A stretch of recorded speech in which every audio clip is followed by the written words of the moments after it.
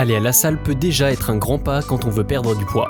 Mais une fois sur place, on fait quoi? D'un côté, le plateau cardio avec les tapis de course, les machines elliptiques et les vélos.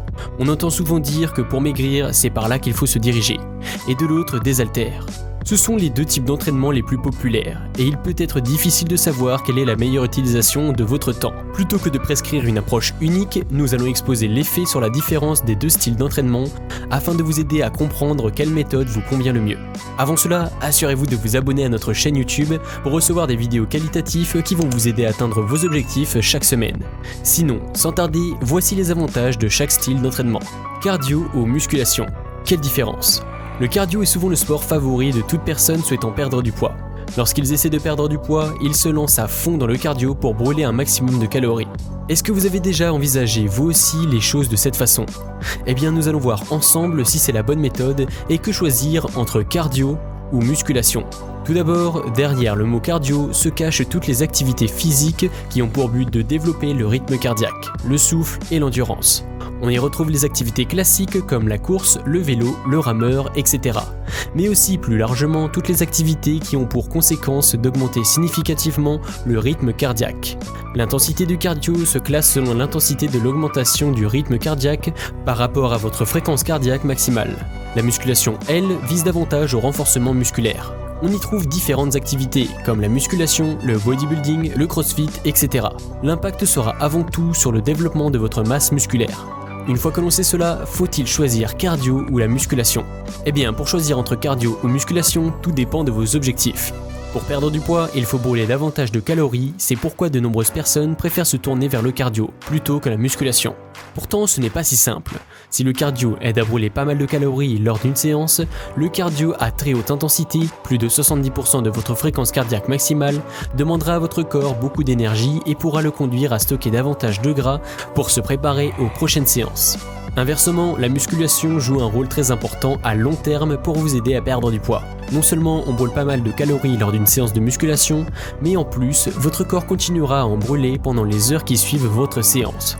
À noter aussi que plus vous aurez une masse musculaire développée, plus votre corps aura besoin d'énergie pour le faire fonctionner et donc plus vous brûlerez de calories, sans rien faire. La musculation augmente votre métabolisme de base contrairement au cardio. Donc, si vous souhaitez perdre du poids, musculation et cardio auront un véritable intérêt.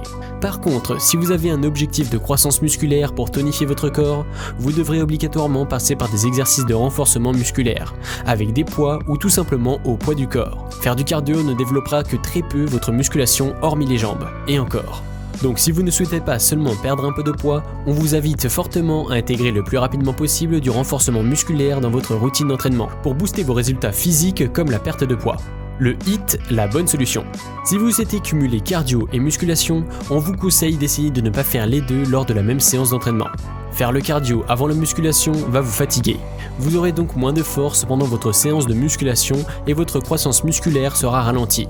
Si vous faites le cardio après la musculation, votre corps ne récupérera pas aussi bien et votre croissance musculaire risque d'être là aussi légèrement ralentie.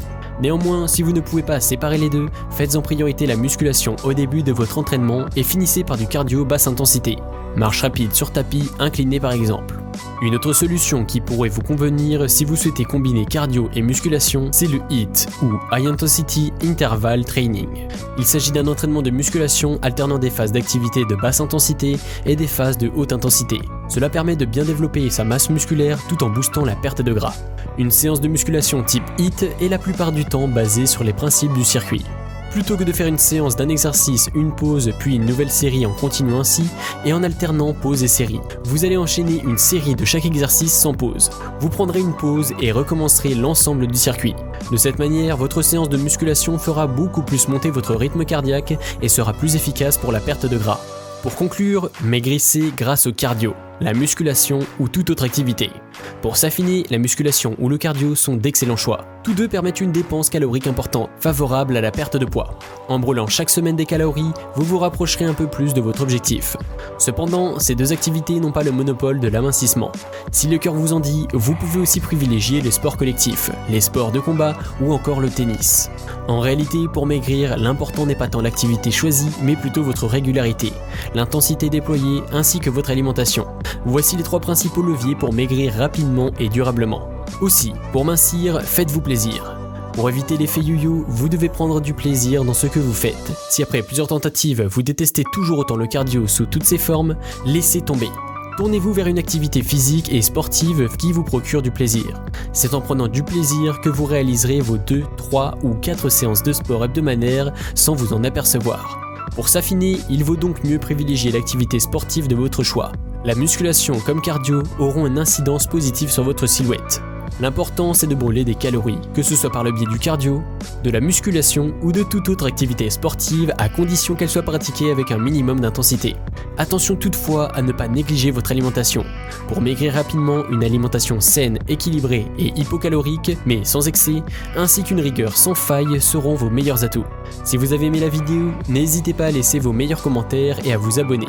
Et n'oubliez pas, be fit, be a boss, transformez votre vie. On se dit à la prochaine pour une nouvelle vidéo.